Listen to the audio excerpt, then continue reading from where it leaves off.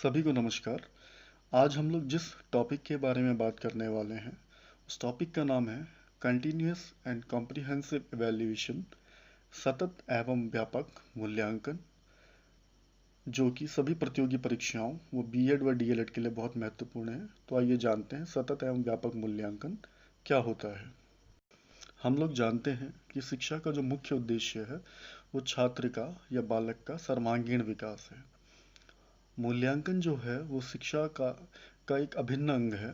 मूल्यांकन की प्रक्रिया के बिना हम लोग शिक्षा को पूर्ण नहीं मानते हैं। तो मूल्यांकन जो है विद्यार्थी के व्यक्तित्व के सर्वांगीण विकास से संबंधित होता है। इसमें यह बात कही गई है कि छात्रों का आकलन केवल किसी विषय में ना करके उसके व्यक्तित्व के जो अलग अलग आयाम हैं इनके आधार पर किया जाना चाहिए। सतत एवं व्यापक मूल्यांकन की मूल भावना भी यही है।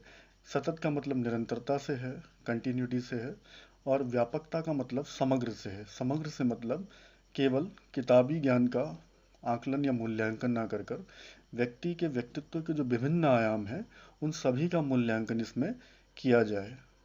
इस हेतु इसमें शिक्षा के क्षेत्र के, या हम लोग कह सकते हैं मुख्यतः छात्रों की उपलब्धि का आकलन दो प्रमुख क्षेत्रों में किया जाता है। पहला है शैक्षिक और दूसरा है सह-शैक्षिक। इस संबंध में एक प्रसिद्ध मनोवैज्ञानिक हुए हैं वाइगोट्स्की, उनके द्वारा भी कहा गया है। उनके अधिगम के जो रचनावादी दृष्टिकोण है वो इस बात पे जोर देती है कि आकलन केवल विद्यार्थी की उपलब्धि का ही आकलन नहीं है, बल्कि यह विद्यार्थी को अपने अधिगम को बढ़ाने के लिए सहायता देना भी है। तो आकलन की भूमिका केवल उपलब्धि का आकलन नहीं होनी चाहिए, बल्कि वे ज्ञान में समझ प्राप्त करें या इस प्रकार की ज्ञान में समझ उनमें विकसित हो सके कि वो विषय वस्तु को बेहतर तरीके से समझ सकें, या विषय वस्तु की बेहतर समझ उनमें विकसित हो सके। यह शिक्षा में आकलन का महत्व होना चाहिए। ऐसा प्रसिद्ध मनोवैज्ञानिक वाइगोट्स्की ने माना है। नेशनल करिकुलम फ्रेमवर्क 2005 में जो आया था, जिसके चेयरमैन प्रोफेसर यशपाल थे, जो बहुत महान शिक्षाविद हैं और यूजीसी के चेयरमैन भी रहे हैं। एनसीएफ रिपोर्ट में भी कहा गया है कि विद्यालय पाठ्यचर्या के अतिरिक्त अन्य क्षेत्र जो होते हैं, कला, साहित्य, स्वास्थ्य, शरीर और शिल्प, ये सब भी बहुत ज़्यादा महत्वपूर्ण है। इसके लिए हमारी आकलन या जो मूल्यांकन प्रणाली है उसका सतत व व्यापक होना अनिवार्य है। ऐसा एनसीएफ 2005 राष्ट्रीय पाठ्यचर्या रूपरेखा में भी कहा गया है। एक बात मैं आपको और बता दूं, एनसीएफ 2005 में एक प्रश्न और आता है कि टीचर की भूमिका क्या होनी चाहिए। तो इसमें टीचर की भूमिका एज ए फैसिलिटेटर बताई गई है, एक सुविधा देने वाले व्यक्ति के रूप में बताई गई है। तो एनसीएफ में भी सीसीई को या कंटिन्यूअस कॉम्प्रिहेंसिव एवेल्यूएशन को बहुत महत्वपूर्ण माना गया है। एनसीएफ के बाद अगर हम लोग बात करें right to education policy, right to education act RTE 2009 के नाम से जिसे जाना जाता है, अप्रैल 2010 में ये लागू हुआ था। इस अधिनियम में भी जैसा कि सामने लिखा गया है, सीसीई को प्रारंभिक शिक्षा हेतु बहुत महत्वपूर्ण माना गया है, या हम लोग कहें आरटीई को लागू करने में सीसीई इसकी मूल भावना में समाहित है। आरटीई में एक बात और कही गई है जिसमें कक्षा 8वीं तक की जो सार्वजनिक परीक्षाएं हैं उसका निषेध किया गया है, जिसे नो डिटेंशन पॉलिसी कहा जाता है। लेकिन नो डिटेंशन पॉलिसी का मतलब यहाँ पर ये बिल्कुल भी नहीं है कि जो हमारी लर्निंग प्रोसेस है, जो हमारी अधिगम की प्रक्रिया है, जो परीक्षा की प्रक्रिया है, वो बिल्कुल परोक्ष में चली जाए, या मूल्यांकन व मापन की प्रक्रिया का महत्व एकदम समाप्त हो जाए। ऐसा बिल्कुल भी नहीं है। सतत एवं व्यापक मूल्यांकन में सतत शब्द का प्रयोग निरंतरता से है।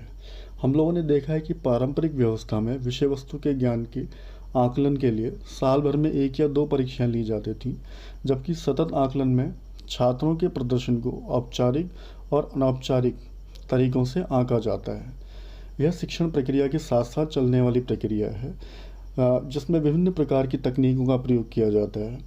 इसका प्रमुख उद्देश्य, जैसा कि सामने लिखा गया है, छात्रों को नियमित रूप से सहभागी बनाना है। शिक्षण प्रक्रिया में सहभागिता बढ़ाने के साथ साथ समय समय पर छात्रों को उनकी प्रगति का ज्ञान कराना भी है।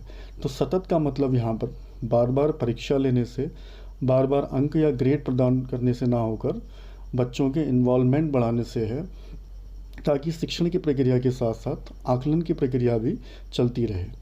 सतत एवं व्यापक मूल्यांकन में दूसरा शब्द जो है उसको हम लोग कहते हैं व्यापक। व्यापक मतलब कॉम्प्रिहेंसिव। व्यापक का अर्थ बच्चे के व्यवहार के विभिन्न पक्षों की जांच करने से है। वह विभिन्न प्रकार के व्यक्तिगत सामाजिक गुण हो सकते हैं, जैसे सहानुभूति की भावना, सहयोग की भावना व स्वानुशासन की भावना। तो व्यापक मूल्यांकन का अर्थ इन सभी प्रकार के व्यक्तिगत और जो सामाजिक गुण हैं, इन सभी का आकलन करने से है।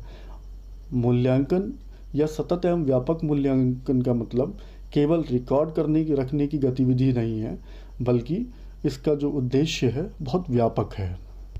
सतत एवं व्यापक मूल्यांकन से संबंधित विभिन्न प्रकार की गाइडलाइंस और सतत एवं व्यापक मूल्यांकन के संबंध में जो भ्रांतियां व्याप्त हैं, इसको दूर करने के लिए एनसीईआरटी की वेबसाइट में इससे संबंधित एक हैंडबुक भी अपलोड की गई है, जिसमें सीसीई से जुड़े हुए सभी तथ्य सम्मिलित किए गए हैं।